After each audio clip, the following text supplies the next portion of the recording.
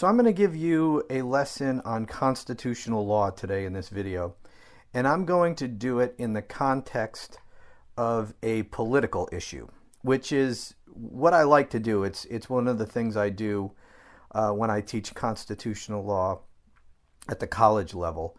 We discuss the Constitution in context of political issues of the day. Now, the question here that we're going to discuss is, does the president have authority to fire the Postmaster General? And I'll tell you what led to this discussion here today. I will tell you I am in a bad mood. You ever get in one of these bad moods? You just, one of these days you probably shouldn't have gotten out of bed. I got a horrible night's sleep last night, and I have no patience for morons. And my mistake, being in that frame of mind, was going on Twitter, which is basically a sea of morons, an endless ocean of stupid people. And I read a tweet from, what's her name, Joyce Vance, and she linked to an article about the Postmaster General, this DeJoy guy. I can't remember his first name. This is a guy appointed by Trump. He was playing all kinds of games with the mail-in ballots last year, and it looks, in 2020, and it looks like he's doing the same thing, playing games to try to rig the system in favor of Donald Trump. And I commented to her tweet saying, Joe Biden had 4 years to fire this guy. Why didn't he do it? And predictably, or should have been predicted, I got an endless number of stupid people responding to me that Joe Biden, defending Biden, saying he can't fire the Postmaster General.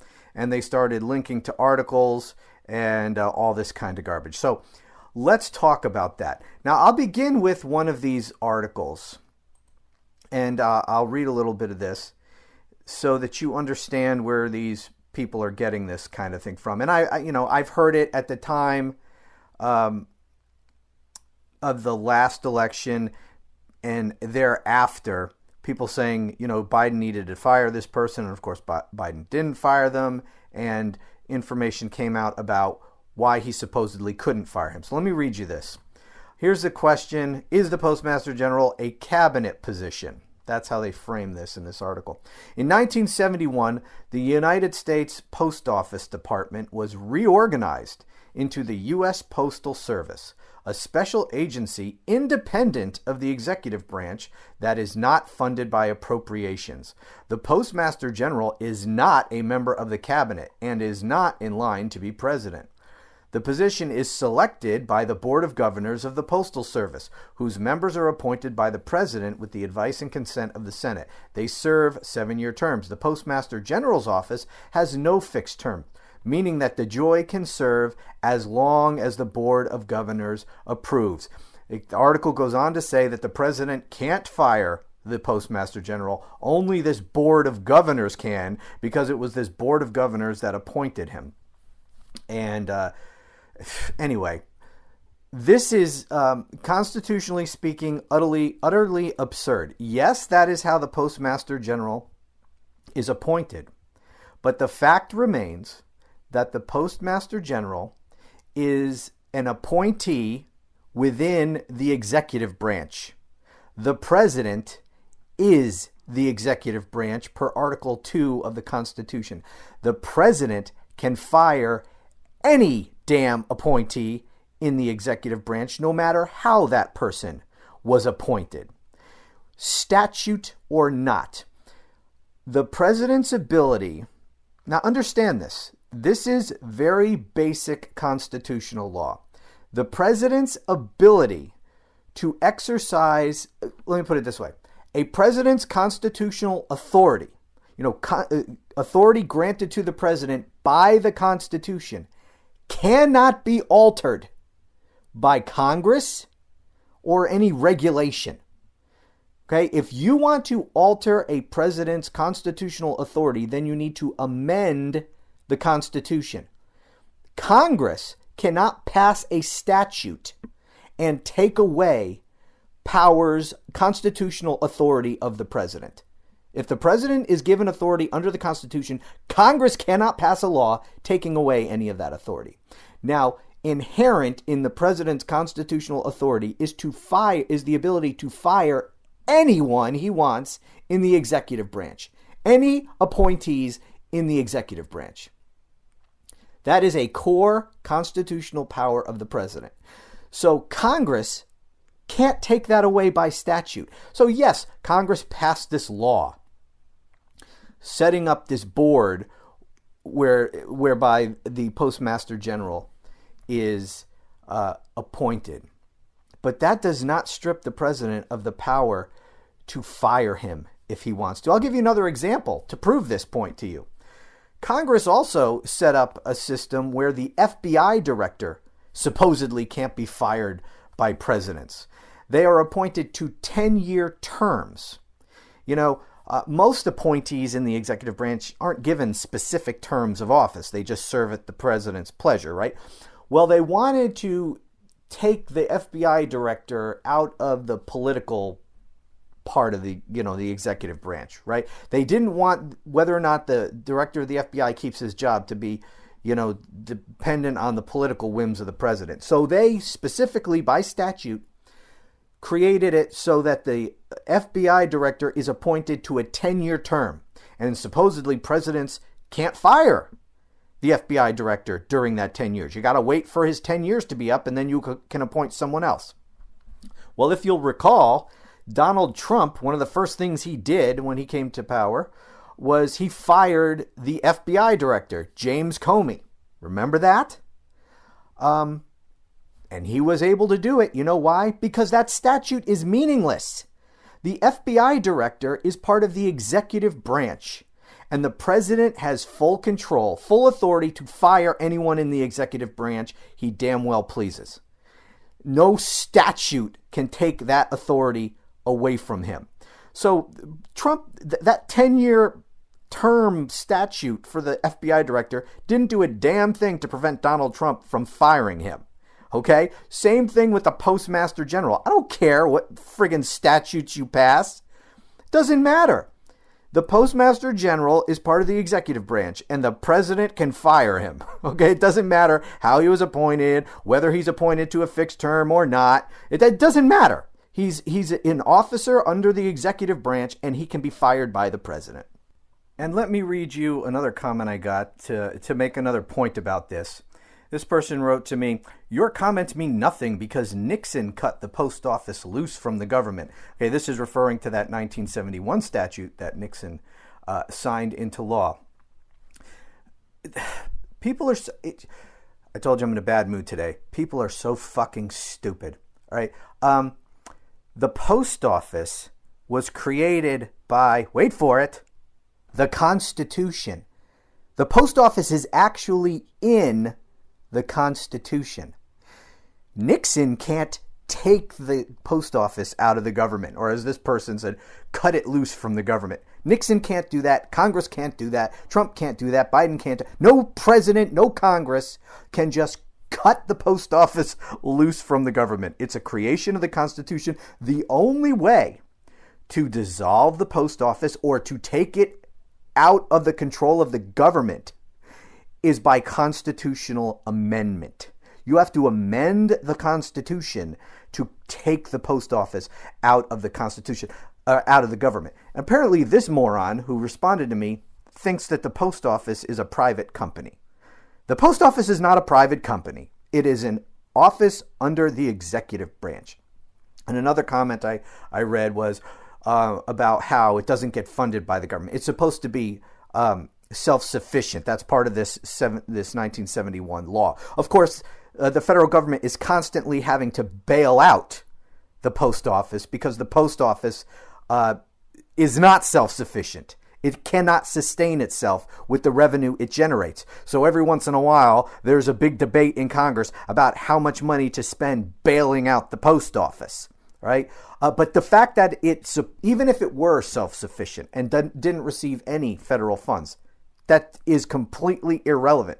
It is still an office under the executive branch of the government. Like I said, you want to change that? Then you need to amend the Constitution.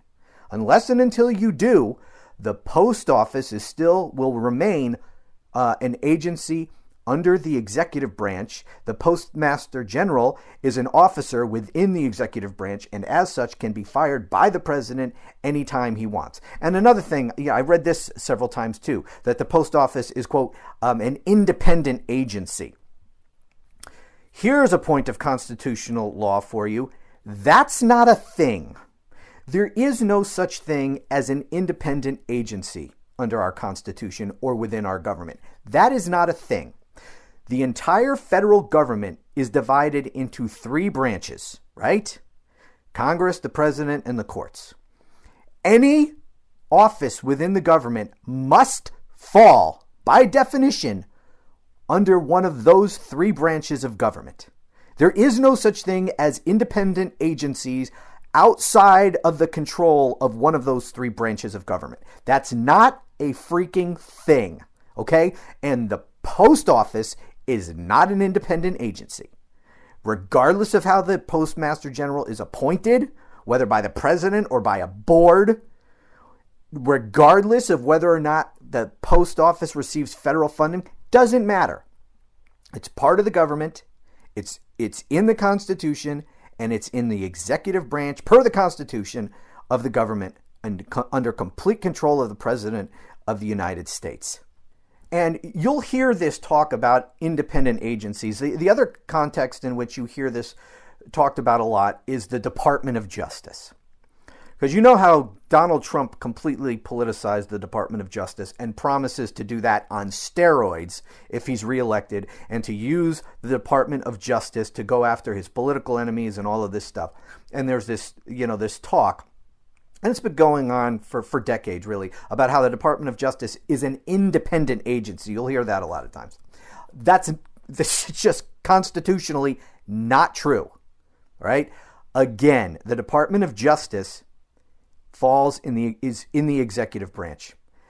The Attorney General is a subordinate to the President of the United States. Now, we would like for the Department of Justice and how they operate to be completely removed from politics, and for the president to have no involvement in the day-to-day management of cases in the Department of Justice. That's how it should be. That's how it should be. That's what we want. But if a president wanted to get involved in a case, he could. Constitutionally speaking, he absolutely could. He completely controls the Department of Justice. He can direct the Attorney General to do anything he wants. And now, according to the Supreme Court, he can direct the Attorney General to do things that are illegal and be completely immune for it. But putting that aside, the Department of Justice is not an independent branch of government. Yes, we would like it to act independently in the prosecution of cases, but it is not an independent agency. And that's part of the problem. Because if Donald Trump is reelected, there is nothing preventing him from being much more hands-on with the Department of Justice. If you want to change that, then you would need to amend the Constitution. It's just plain and simple. There is no such thing under our Constitution as an independent agency. And going back to the Postmaster General, it's certainly true with the Postmaster General. He is not an independent actor. He is subordinate to the president, subject to the president firing him at any time he wants to, and there's not a damn thing you can do about it. All right, that is an inherent power of the president to fire appointees within the executive branch of government, regardless of how they're appointed or regardless of what any statute says. And just more broadly speaking, not just with respect to appointments of people and the ability of presidents to fire people. And this goes not just to the president, but also to Congress and to the courts. Any authority that any of those branches are given to them by the Constitution cannot be taken away from those branches of government by any means other than a constitutional amendment. That's it. The president cannot take away powers of Congress, right? The president cannot take away constitutional powers of the court. The Congress can't take away constitutional powers of the president. And it doesn't matter if a president signs off on a statute that Congress passes. If Congress passes a statute limiting the powers of the president and some president signs it, that's irrelevant. It doesn't matter. Okay? It's an act of Congress. You cannot limit or alter in any way the constitutional powers of the president or any other branch of government by statute, regardless of whether it's signed by the president or not. The only way to change any branch of government's constitutional authority is to do so by constitutional amendment. This is basic constitutional law. But when we get into the arena of politics, you're dealing with people who don't know anything about what they're talking about. So I get all these people on Twitter telling me this, and they're citing me articles. Okay? Most of the time, by the way, people who write these articles don't know what the hell they're talking about either. If they hear on cable news, most of the people don't know what the hell they're talking about either. But in this case, like I said, there is a statute, this 1971 statute. And so people think, oh, well, there's a statute.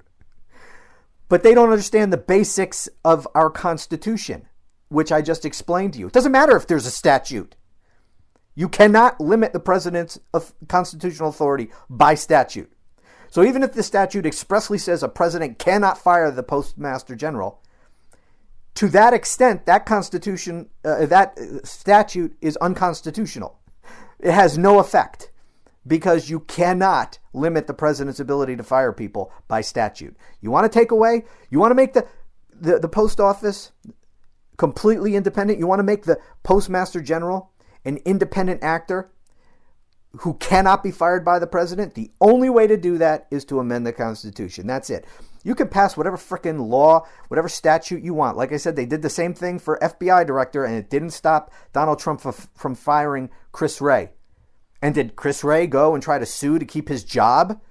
You know, did Congress try to impeach him for violating the law and firing Chris Wray? No, because everybody knows that the president can fire the FBI director regardless of whether or not he has the statute says he has a 10-year term and can't be fired. That's bullshit.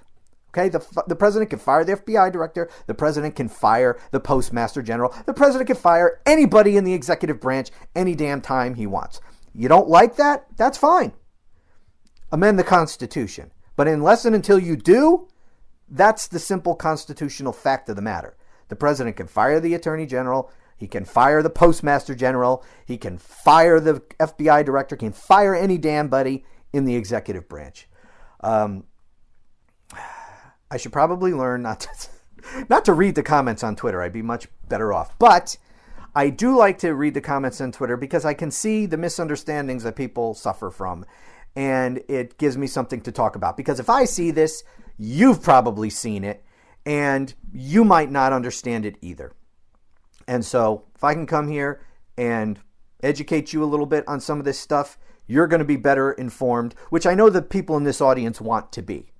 I know you guys like to understand this stuff, not like these morons on Twitter who don't really care. And that's the thing. I try to correct these people. They're not interested. It doesn't matter that I've been practicing constitutional and criminal law for 25 years and, they haven't taken a single class on the law. Right? They know better than me because, they saw it on cable TV. You can't correct people for the most part on Twitter. They don't want to learn. They just want to engage in arguments on Twitter. And they just want to win some pointless Twitter debate with some stranger. That's all they're interested in. But I know this audience is a much more serious audience. And that's why I bring this to you. So I hope this makes sense. Like I said, I got really bad sleep last night, so I may have rambled. In fact, I know I rambled, and I may not be speaking as clearly as I normally am, but I hope my points have gotten across. Anyways, thank you for listening to my rant on this. I hope you got something out of it, and I'll talk to you again soon.